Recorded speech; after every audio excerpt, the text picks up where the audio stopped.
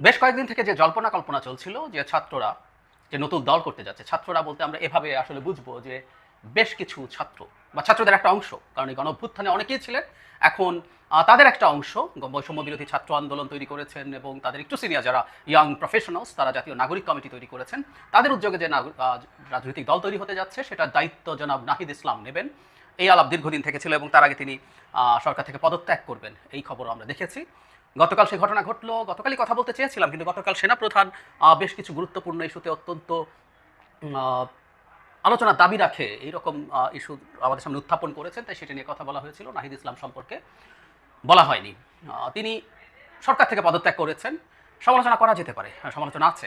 সেটা হলো একটা মানুষ এতদিন সরকারে ছিলেন, যিনি আদতে এই দলটায় যোগ দেবেন বলেই জানা যাচ্ছিল, কিন্তু তার আগ পর্যন্ত তিনি সরকারে ছিলেন, সেটাই সরকারের নিরপেক্ষতা নিয়ে প্রশ্ন তুলতে পারে। বা এখনও যে দুজন রয়ে গেছেন, সেই দুজনও আসলে কোনো দিন এখানে এসে জয়েন করতে পারেন, তার আগ পর্যন্ত সরকারে থাকবেন, সরকারে থেকে কিছু করবেন না। ফর্মালি বলছি, তাত্ত্বিকভাবে ইনফর্মালি তারা যে কোনো কিছু করতে পারেন, তারপর কোনো একদিন ফর্মালি করার সময় রিজাইন করবেন। এই মডেলটা ঠিক কিনা তারা বিবেচনা করবেন বলে আমি আশা রাখি। কিন্তু যে কথাটা বলছিলাম, একটা অদ্ভুত অবিশ্বাস্য জিনিস আমি খেয়াল করলাম, সেটা হচ্ছে নাহিদ ইসলাম রিজাইন করেছেন মন্ত্রিত্ব ছেড়ে দিয়ে। এটা মন্ত্রিত্বই আমরা বলবো, মন্ত্রিত্ব ছেড়ে দিয়ে তিনি রাজনীতি করতে মাঠে নেমেছেন। বাংলাদেশের ইতিহাসে খুব অল্প কিছু উদাহরণ আছে, হাতে গোনা নেই প্রায়, যে যিনি রাজনীতি করতে চান, মন্ত্রিত্বের এই ক্ষমতা বা সেটা ধরে আঁকড়ে বসে থাকা যতদিন সম্ভব সেটার বাইরে।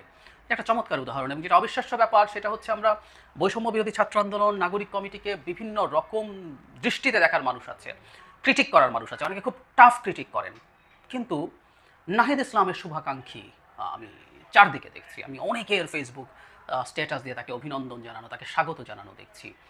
আমার খুব ভালো লেগেছে। আমি আগে একদিন বলেছি, আমি নাহিদের প্রতি আমার নিজেরও একটা বায়াস শব্দটাও কেউ ব্যবহার করতে পারেন আছে, কারণ উনি একমাত্র নন, আরও একই রকম ঝুঁকি, একই রকম কাজ আরও অনেকে করেছেন, একই রকম সাহসিকতা অনেকে দেখিয়েছেন, অনেকে মারাও গেছেন।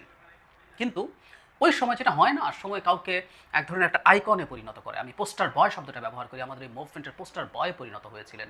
তার নিগৃহীত হওয়া, অত্যাচারিত হওয়া এবং সেই অত্যাচারের ছবি আমাদের সামনে আসা, পরবর্তীতে আবার সাহস করে দাঁড়ানো। আমাদের অনেক মানুষকে নাহিদ ইসলাম আসলে সাহস জুগিয়েছেন। আমাদের বহু মানুষ তারা তার জায়গা থেকে যারা রাস্তায় নেমেছেন, যারা কথা বলেছেন, অনেকেই নাহিদকে সেভাবে ভেবেছেন যখন তাদের কোনো না কোনো ফর্মে ভীতি তৈরি হচ্ছিল, টেনশন তৈরি হচ্ছিল, স্ট্রেস তৈরি হচ্ছিল। নাহিদ তখন আইকন হিসাবে সামনে আসছিলেন, এটা সত্য। সেই কারণে নাহিদের প্রতি সবার একটা অসাধারণ ভালোবাসা আছে। এই ভালোবাসাটা ওই মুভমেন্টের প্রতি ভালোবাসা, শুধু সেটা না, তার ওভারঅল তিনি যেভাবে কাজ করেছেন যখন উপদেষ্টা হয়েছেন, তার সাফল্য ব্যর্থতার হিসাব আমি করতে যাচ্ছি না, কিন্তু তার মধ্যে পরিণীতিবোধ, তার মধ্যে চিন্তা, ধীশক্তি, এগুলো মানুষকে মুগ্ধ করেছে। অন্তত খুব বাজে বাজে ফালতু কথা উনি খুব রেয়ারলি বলেননি। মানে একটা জায়গায় অন্তত উনি যখন মির্জা ফখরুল ইসলাম আলমগীরের একটা মন্তব্যের জবাবে একটা স্ট্যাটাস দিয়েছিলেন, দ্যাট ওয়াজ ওভার রিয়াকশন, যেটা তার স্ট্যান্ডার্ডের বিপরীতে। তারপরও মোটা দাগের এই বয়সে তিনি অত্যন্ত ম্যাচিওর্ড আচরণ করতে পেরেছেন। সুতরাং সঠিক, একদম সঠিক মানুষটাকে এই দলের প্রধান পদে আনা হয়েছে বলে আমি মনে করি। প্রধান বা দ্বিতীয় প্রধান যে কোনো পদেই তিনি যেতে পারতেন। সো ওই আইকনকে সামনে রাখা চমৎকার ব্যাপার হয়েছে। যে কথা বলছিলাম, আমি আশা করি এই দল সম্পর্কে আমি আসলে খুব বেশি আশাবাদী নই। আমি কেন আশাবাদী নই সেটা নিয়ে আমি বিস্তারিত আমার টেক দেব, কিন্তু আমি এই দলের সাফল্য চাই। আমি জনাব নাহিদ ইসলামের সাফল্য চাই। জনাব নাহিদ ইসলামের সাফল্য মানে হচ্ছে এই দলটা সফল হওয়া। বাংলাদেশের এরকম একটা দল খুবই জরুরি।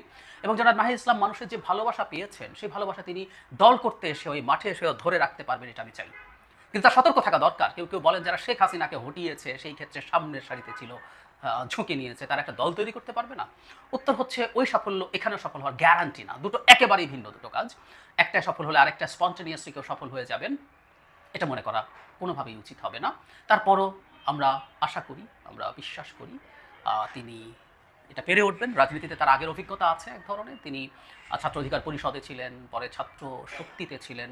এখন আরও বড় পার্সপেক্টিভে বড় একটা রাজনৈতিক দল যেটা দেশব্যাপী তৈরি হবে, এবং একটা বিরাট এক্সপেকটেশন নিয়ে তারা মাঠে নামছেন। অনেক চ্যালেঞ্জ আছে। আমি আশা করি জনাব নাহিদ ইসলাম সব চ্যালেঞ্জ কাটিয়ে উঠবেন, উতরে উঠবেন। তার যত সমস্যা সংকট আছে সেগুলো উতরে উঠবেন, তিনি মানুষের এক্সপেকটেশন ফুলফিল করবেন। আর এটুকু বলে রাখা ভালো, অনেক সফল তিনি যদি নাও হন, এই দলটা সাফল্য নিয়ে আমার ঘোর সন্দেহ আছে। সেটা যদি নাও হয়ে থাকে, তিনি যা করেছেন, তিনি তার অত্যন্ত কম বয়সে যা করেছেন, বাংলাদেশের ইতিহাসে স্বর্ণাক্ষরে তার নাম লেখা হয়ে গেছে, হয়ে যাবে, এটুকু আমরা নিশ্চিত থাকতে পারি। নাহিদ ইসলামের প্রতি শুভকামনা তার ভবিষ্যৎ রাজনৈতিক, ব্যক্তিগত এবং সব ক্ষেত্রে।